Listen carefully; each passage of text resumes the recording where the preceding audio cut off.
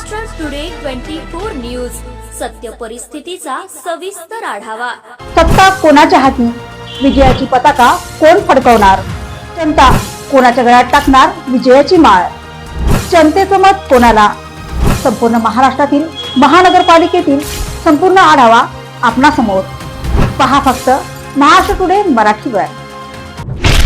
जबरदस्तीनं समोरच्या उमेदवारांना माघार घ्यायला लावायची, त्यासाठी निवडणूक यंत्रणा वापरायची, नाहीतर समोरच्या उमेदवारांवरती पैशाचा पाऊस पाडायचा। 5-5 कोटी 10-10 कोटी रुपये दिले या बिनविरोध होण्यासाठी आणि उमेदवारांना माघार घेण्यासाठी।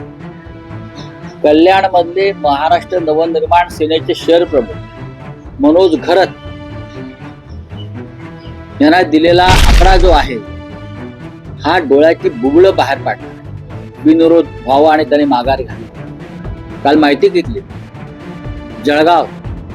जळगावला उमेदवाराने माघार घ्यावी म्हणून त्यांच्या घराघरामध्ये 5-5 कोटीच्या बॅगा घरपोच गेल्या, उमेदवारांचे डोळे फाटले आणि त्यांनी जर माघार घेतली।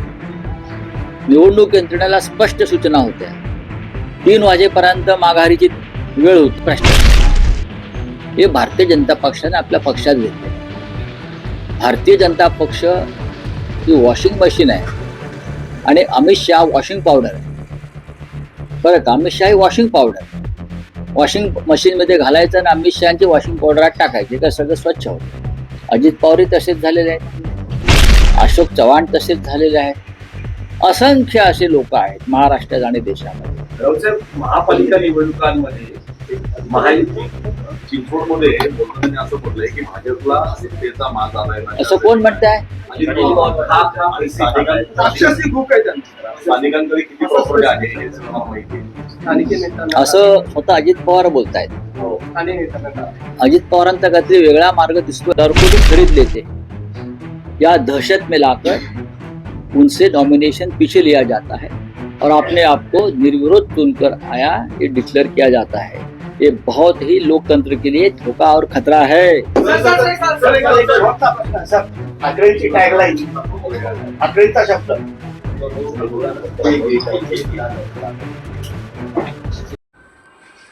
Bhajap washing machine, Amit Shah washing powder, Sanjay राऊतांची टीका। शिवसेना उद्धव बाळासाहेब ठाकरे पक्षाचे नेते आणि खासदार संजय राऊत यांनी भारतीय जनता पक्षावर भ्रष्टाचाराच्या मुद्द्यावरून सडकून टीका केली आहे। भाजपचा चेहरा वेगळा आणि मुखवटा वेगळा आहे, हे सरकार केवळ मुखवट्यावर चालले असल्याची टीका त्यांनी शनिवारी माध्यमांशी बोलताना केली। यावेळी त्यांनी भाजपला वॉशिंग मशीनची उपमा देत केंद्रीय गृहमंत्री अमित शहा यांचा उल्लेख वॉशिंग पावडर असा केला। भ्रष्टाचाराचे आरोप असलेले नेते भाजपमध्ये जाताच कसे स्वच्छ होतात असा सवाल त्यांनी या निमित्ताने उपस्थित केला। मात्र राज्य निवडणूक आयोगाने आता आयुक्तांना आदेश दिले की हे जे बिनविरोध निवडून आले ते कसे काय आले, तर तुम्ही अहवाल द्या। कोणावर दबाव होता का त्याच्या अंतर? हे ढोंग आहे सगळं। अहवाल कसला मागताय? आता अहवाल मागताय आणि तुम्हाला खरा अहवाल देणार आहेत का आयुक्त? आयुक्त सुद्धा ताटाखालचे मांजरच आहे। निवडणूक आयोगापर्यंत हे पैसे गेले का जे तुम्ही भ्रष्टाचाराचे आरोप? संपूर्ण यंत्रणा विकत घेतलेली आहे। मी काय म्हणतोय, संपूर्ण यंत्रणा निवडणुकीची विकत गेली आहे। त्यांच्या माध्यमातून निवडणूक अधिकाऱ्याने सुद्धा उमेदवारांना फोन करून सांगितलं माघार घ्या। ज्या ठिकाणी बिनविरोध झालेले आहे त्या ठिकाणी महाविकासचे उमेदवार होते, कुठेतरी त्यांच्यावरती दबाव असलेल्या काही तुमच्याकडे दबाव आहे आणि पैशाचा वापर आहे। मी म्हटलं ना, नेत्यांना कुठेतरी कमी पडले का आपल्या उमेदवारांना सांभाळण्यामध्ये? एक विषय असा आहे की अर्ज मागे घेण्याची मुदत संपलेली आहे। सगळ्याच राजकीय पक्षांमध्ये बंडखोर आहे, तर ठाकरे बंधूंच्या युतीमध्ये त्या पक्षात जे अजूनही बंडखोर आपल्या उमेदवारीवर ठाम आहेत त्यांच्यावर काही कारवाई होणार आहे? बघा, ज्यांनी पक्षादेश डावलून उमेदवारी ठेवलेली आहे त्यांच्यावरती कारवाई केली जाईल। माझ्या माहितीप्रमाणे आमच्याकडे जी पद्धत आहे की त्यांना पक्षातून दूर केलं जातं सगळ्यात जास्त जी आणि पक्षातून त्यांची हकलपट्टी केली जाईल उद्धव साहेबांच्या आदेशाने। सगळ्यात जास्त जी बंडखोरी झाली ती स्वतः आदित्य ठाकरे यांच्या वरी विधानसभेमध्ये झाली आहे। प्रत्येक एक वॉर्ड असेल, 96 असेल, 193, 97 मध्ये अपक्ष असतील, त्यांनी उमेदवारी केली आहे। काय सांगले तर आदित्य ठाकरेंना कुठली बंड शमवण्यात नाही, आम्ही प्रयत्न आम्ही केले, अजूनही प्रयत्न चालू राहतील शेवटपर्यंत। आणि कार्यकर्त्यांना समजवण्याचा काल दिवसभर प्रयत्न झालेला आहे. ठीक आहे, बघू. आपण एक मत व्यक्त केलं की दोन्ही पवारांच्या पक्षांनी विलिनीकरण झालं पाहिजे. तर त्या मी असं मत नाही व्यक्त केलं. तुम्ही मला प्रश्न विचारा. त्या अजित पवार भारतीय जनता पक्षाच्या विरोधात जी भूमिका घेत आहेत, त्यांच्या भ्रष्टाचाराविरुद्ध भूमिका घेत आहेत, आणि त्यानंतर अजित पवार आणि शरद पवार हे एकत्र निवडणूक लढत आहेत. त्यांचा मार्ग बदललेला दिसतो, हे माझं म्हणणं आहे. हा जर मार्ग बदललेला असेल तर त्यांनी भारतीय जनता पक्षाची साथ सोडावी. तर त्याच अनुषंगी काय सांगू शकते सर? माझा प्रश्न असा आहे, तुम्हाला माझा प्रश्न करू द्या. माझा प्रश्न असा आहे की दोन्ही पवारांच्या पक्षांनी एकत्र यायला पाहिजे. तर त्याच अनुषंगी भाजप विरोधासाठी दोन्ही ठाकरेंच्या पक्षांनी पण विलिनीकरण झालं पाहिजे. अजित पवार आणि शरद पवार यांचा विषय वेगळा आहे. अजित पवारांचा पक्ष अमित शहांचा पक्ष. त्यांनी पक्षामध्ये फूट पाडून ते वेगळे झाले सत्तेसाठी. आपण पत्रकार आहात, आपण मला प्रश्न विचारलेला आहे.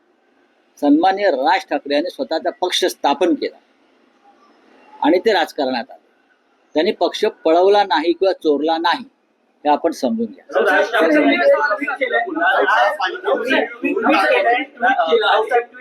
महापालिका निवडणुकीतली सगळ्यात मोठी मुलाखत ठाकरेंची संयुक्त आणि पहिली मुलाखत तुम्ही घेत आहात. त्याचा काय तपशील आहे? कधी तुम्ही घेत आहात? कधी प्रचाराच्या पुढच्या टप्प्याची सध्या तुमच्याबरोबर कोण असणार आहे? सध्या शिवसेना आणि मनसेमध्ये संयुक्तचा जमाना आहे. संयुक्त वचननामा, संयुक्त बैठका, संयुक्त प्रेझेंटेशन, संयुक्त सभा, हे सगळं संयुक्त असल्यामुळे मी नेहमी माननीय उद्धव साहेबांची मुलाखत घेत असतो किंवा बाळासाहेबांच्या खूप मुलाखती घेतल्या. या वेळेला अशी एक चांगली सूचना आली, मग संयुक्त मुलाखत का नको? आणि त्याला या संयुक्त मुलाखतीला माननीय उद्धव साहेब आणि माननीय राजसाहेब यांनी मान्यता दिलेली आहे. मुलाखत घ्यायला आता जर दोन नेते मुलाखत संयुक्त देत आहेत तर मग मुलाखतकार पण संयुक्त पाहिजे. त्याच्यामुळे मुलाखतीला या वेळेला माझ्याबरोबर महेश मांजरेकर आहेत. अभिनेते, दिग्दर्शक, निर्माते, प्रसिद्ध महेश मांजरेकर आणि मी ही संयुक्त मुलाखत घेऊ. आता मांजरेकर का? त्यांनी सुरुवात केली एका मुलाखतीतून, एक प्रश्न विचारला आणि त्यातून राजसाहेबांनी जे उत्तर दिलं त्यातून ही संपूर्ण संयुक्त ही प्रक्रिया सुरू झाली. एकत्र येणं, चर्चा करणं. त्याच्यामुळे आम्हाला असं वाटलं की मांजरेकर सुद्धा मुलाखतीला असावे, म्हणजे मुलाखत अधिक रंजतदार होईल. पण ही मुलाखत तुम्ही कधी घेत आहात आणि ही कधी टेलिकास्ट होणार? म्हणजे कधी ही मुलाखत 6 तारखेला आम्ही घेत आहोत. त्यानंतर ताबडतोब ती प्रदर्शित करण्याचा आमचा मानस आहे.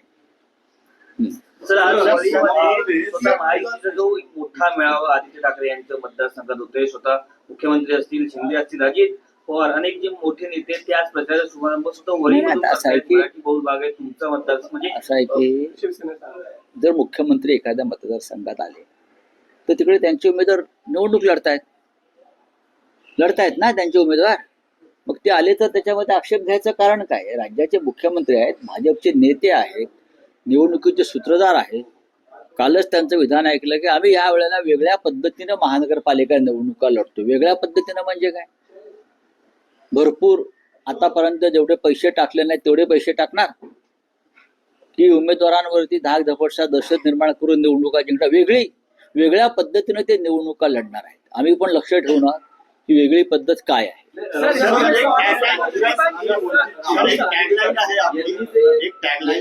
यांचा जो व्हिडिओ सध्या व्हायरल होतोय, काल तुम्ही ट्विट केलेला आहे, हरिभाऊ राठोड आणि अन्य पक्षांनी त्यांच्या विरोधात निवडणूक आयोगाकडे तक्रार केली. मग अहवाल मागवलाय निवडणूक आयोगानं नेहमीप्रमाणे अहवाल मागवलाय ना.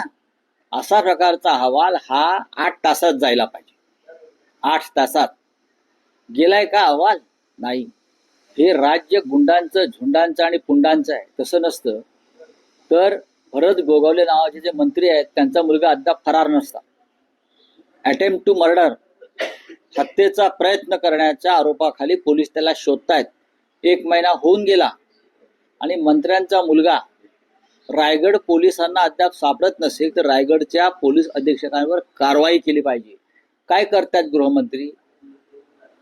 त्याच पद्धतीने गुन्हेगारी स्वरूपाचं कृत्य विधानसभा अध्यक्षांनी केलेलं आहे. पण विधानसभा अध्यक्ष त्याच्यामुळे विधानसभा अध्यक्ष असतील, त्यांना सांगितलेलं आहे की इमिजिएट ऍक्शन ते हरिभाऊ राठोड त्यांना अधिकार नाहीये. काळा त्यांना ते जेव्हा विधानसभा अध्यक्षपदाच्या खुर्चीवर सभागृहात बसलेले असतात तेव्हाच त्यांना अशा प्रकारच्या सूचना देण्याचा अधिकार असू शकतो.